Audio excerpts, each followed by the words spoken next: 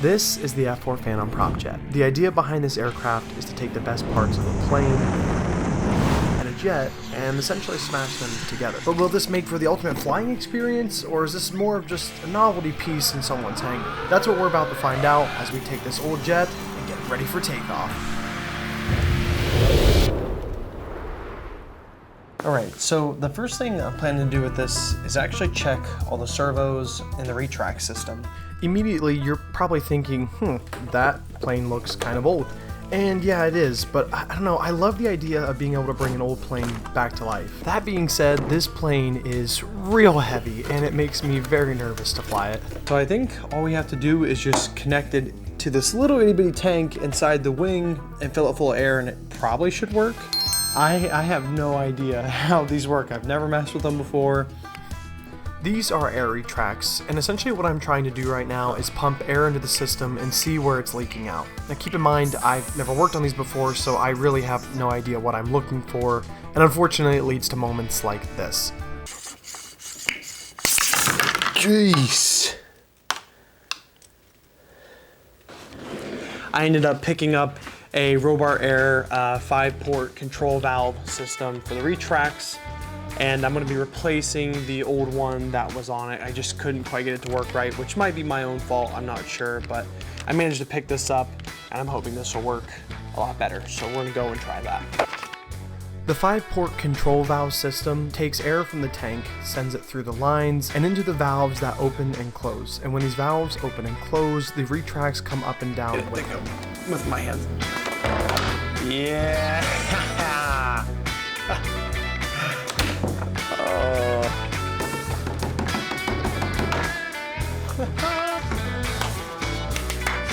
Oh man, so happy about that. We're moving on. All right, next, and what is hopefully a not very long list of things to do, is installing this KingVal 335 kV motor. This should run up to 8 cell. I just saw these on Amazon for like 55 bucks, which is a great deal for this size motor. So we're gonna try this out. I've never actually used one of these before, but we're gonna pull out the old nitro and go brushless. One of the main selling points of having a prop jet is that electric and nitro motors are way cheaper than a turbine, probably about 1/10 of the price. So we just pulled out the old Super Tiger. This is a Super Tiger 90. So the original Great Plains F4 Phantom kit was recommended to have a 60 size motor, and people were kind of having a tough time getting enough power out of the plane. So they ended up switching to a 90 size. And my hope is that this KingVal on an 8 cell setup should be plenty enough to get to around a 90 size nitro motor, or maybe a little more.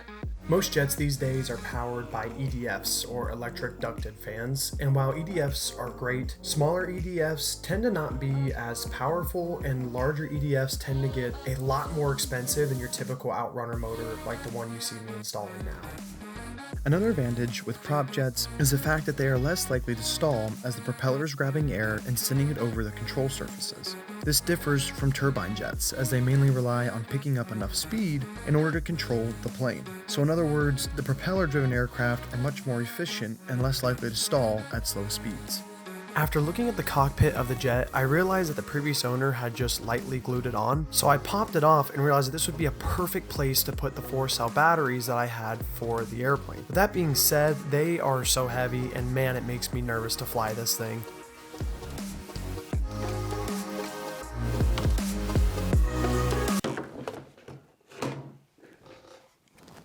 All right, we're gonna go ahead and plug in the F4 Phantom to a S8R receiver by FrSky, and hopefully just spin up the motor and make sure it can handle 8S power and kind of see how strong it actually is, and hopefully not cut our fingers or face off in the meantime.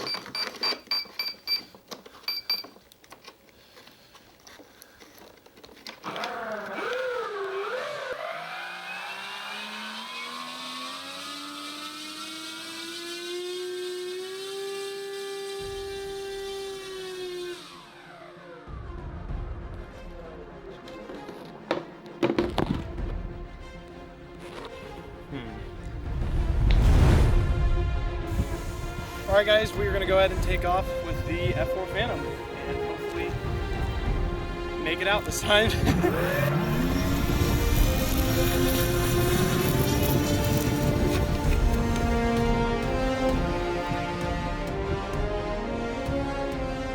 It's not enough motor.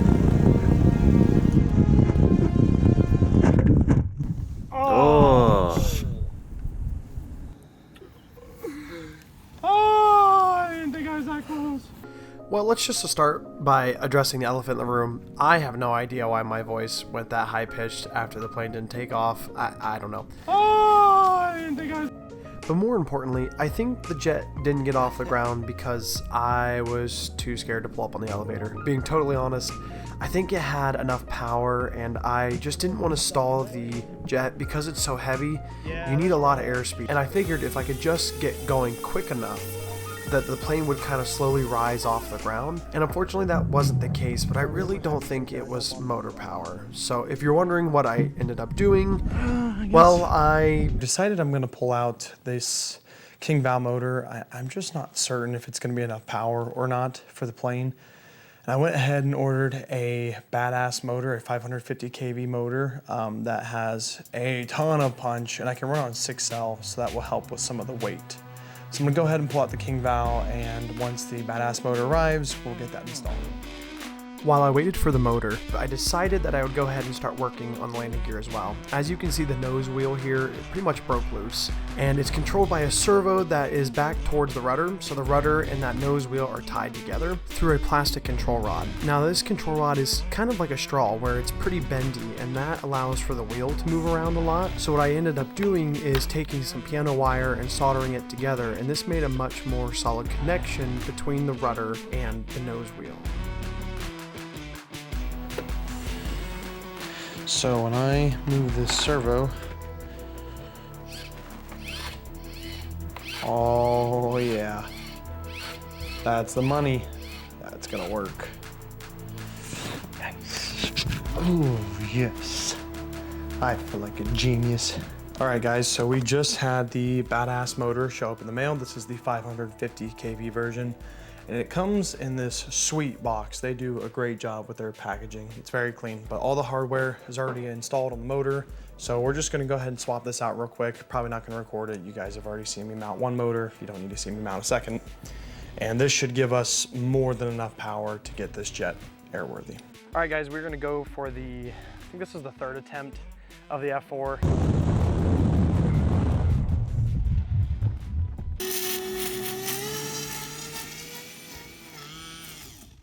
Whoa. I'm just gonna give it my best shot. The landing gear is just not built to handle this grass. So we're gonna give it a shot and hopefully it gets off the ground. Here we go.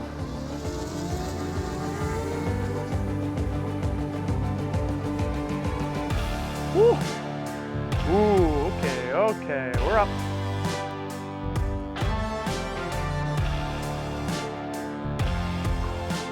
Okay, working. All right, we are flying. This severely needs trimmed.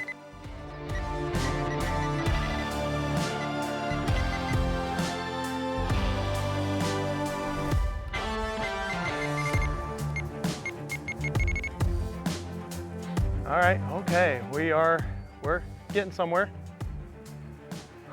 Oh, it's flying. I cannot believe this, guys. Sorry, I'm not saying much right now. I'm kind of shocked this is actually working. Not well, but it is working.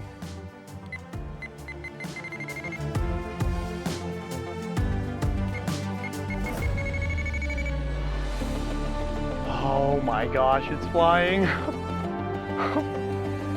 Oh, it's working. Guys, I am shaking so bad right now. I haven't even used any rudder. Oh, it's flying.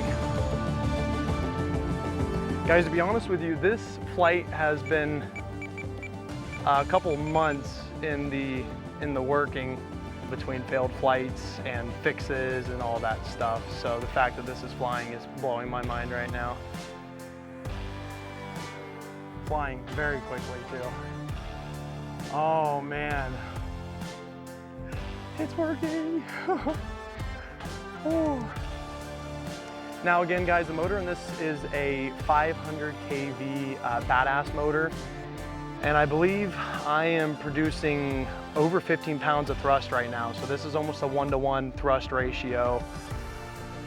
In the end, do I think this is the ultimate aircraft? No, definitely not. But it was so much fun to get to bring life back to this old plane. All right, guys, I think we're gonna take this around 1 or 2 more times, and then we're probably gonna call it good. This is only running a 6-cell, 5,200 milliamp battery, so my flight times are short. Very, very short. So if you're wondering if it's worth it, absolutely. Fixing old planes like this can be frustrating, but also really fun. And I hope that you guys get to enjoy projects like this as well. Ooh. Oh, it's down in one piece. No freaking way. Oh my gosh. I'm shaking so bad right now. I don't know if you guys can see my hands. Oh my gosh. All right, well, thank you guys so much for watching the video. Join us in the next couple of weeks. We're gonna be working on some bigger projects. But until then, please subscribe, and I hope you guys enjoy the videos.